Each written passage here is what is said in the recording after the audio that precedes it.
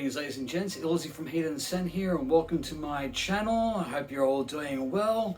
We've got a tag video for you today. I've been tagged by Tyler from Simply Fragrances, and this one is 4 nostalgic fragrances.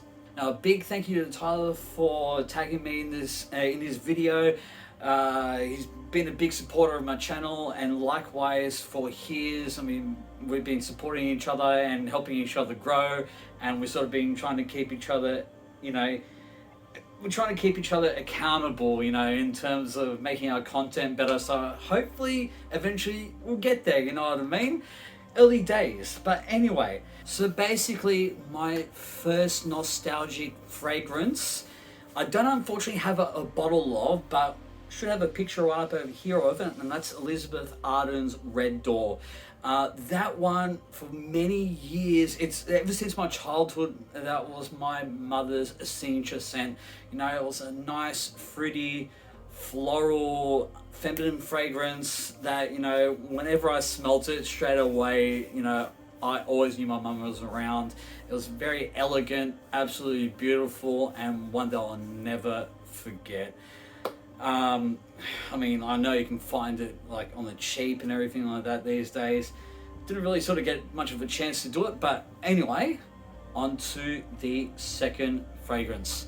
Now, this one brings back a lot of memories. Many of my grandmother.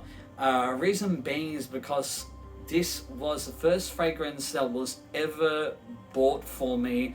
The first fragrance I ever had, and my grandmother bought it for me, and this one is an absolute classic that was actually originally made in 1967.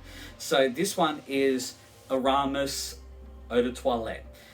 Absolute classic, a very masculine type of fougere.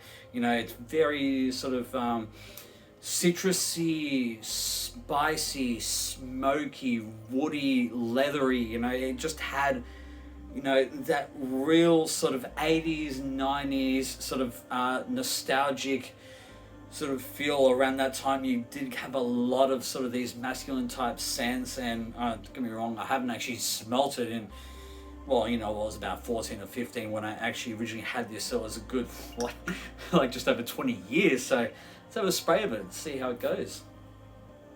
Quite a good sprayer still. Wow. Yep. Still quite the same. Holy crap. It's definitely having those, hell, like 60s, 70s, 80s, 90s, like right around then. It definitely feels like those times. So it's not like I'm that old, like my slightly few sort of, grey beard hairs might, say one thing, but yeah, my childish man ways says differently. Anyway, absolute classic. Love this thing. Had to go buy another bottle.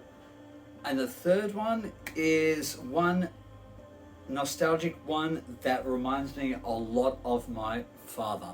So this is all about like family. I guess family really sort of introduced me into fragrances. I mean, even if it's the most basic thing, that's where it all starts. It all starts at home, doesn't it? So now, this is a memory of my father.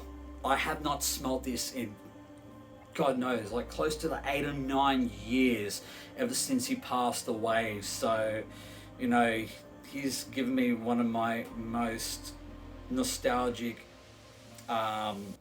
olfactory experiences, and I'm sure for many of you, this probably be, for many guys in their 30s or 40s or so, hell, probably in the late 20s, have this type of memory on this aftershave or even fragrance. And this one is Brut.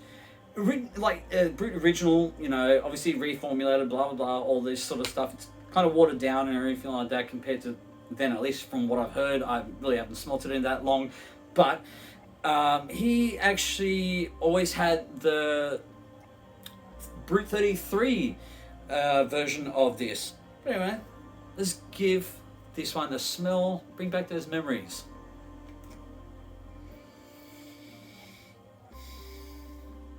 Wow. Oh God, there's some on my nose now. Still got some sort of strength, a little bit watered down, don't get me wrong, but oh wow, memories. Always used to smell this around the house, you know, nearly every day. After he would have a shower, then have a shave, put this right on, so you get that Brut smell all the time, you know. I mean, yeah, used to be a smoker and everything like that. Unfortunately, I kind of am too. I would love to quit, but anyway, on to those memories.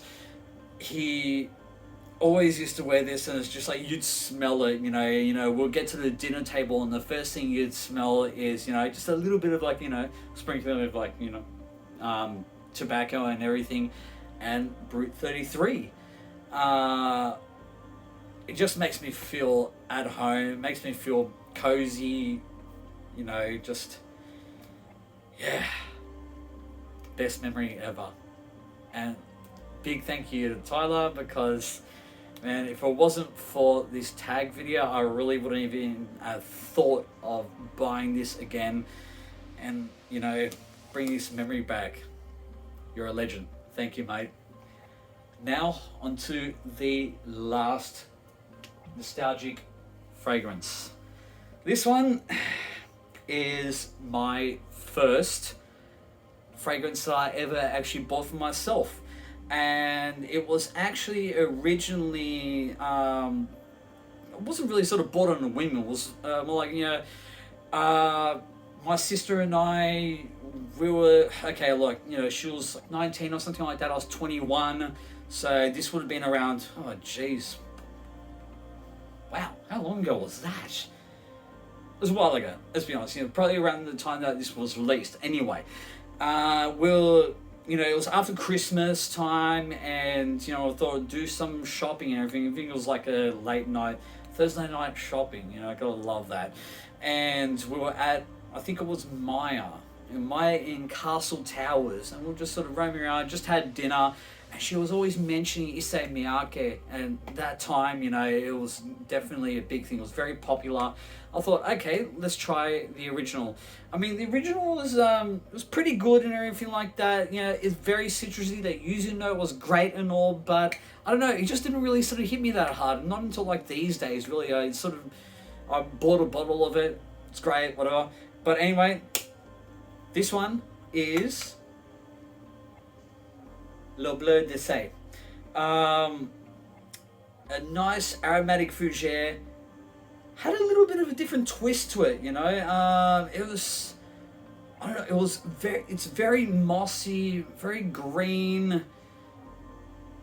Pardon the, you know, I don't know if it's a pun or whatever. Anyway, I mean, you know, it's got a dark blue bottle. It's not quite green in looks, you know, it's a bit of a misnomer. But I guess you could say it has that sort of dark blue type of feel. It's very autumn-like, winter almost, because of that deepness, and, you know, it was just something very unique at the time, and it's something that really sort of hit my nose and it stuck with me, and I bought this right away. So, you know, that's a big thanks to my sister for introducing me to Issey Miyake, because ever since then, honestly, I think most of my fragrance buys have been Issey Miyake, and has been one of my favorite fragrance houses. Although I am searching for quite a few more, because there was some limited edition ones between 2017 and 2019 that I really want to get my hands on. And, you know, it seems to be a bit hard to find, but you know what? I'm on the hunt. Anyway, thank you very much, guys, for tuning in. A big thank you to Tyler for tagging me in this tag series, and I would like to tag Hayde from the Scentsational Lifestyle of Hayde. She has got some absolutely great content, some amazing frags in her collection. So I'm going to leave a link in the description below for Tyler's and Hayde's channels. Please check them out. Hit the like, comment, subscribe, and hit the notification bell for more content like this straight to your feed. I hope you have a great day, guys. Take care of yourselves, and blessed be to you all.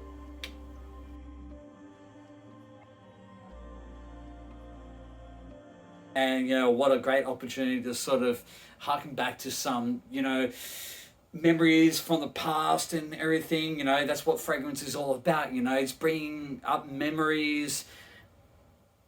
Did I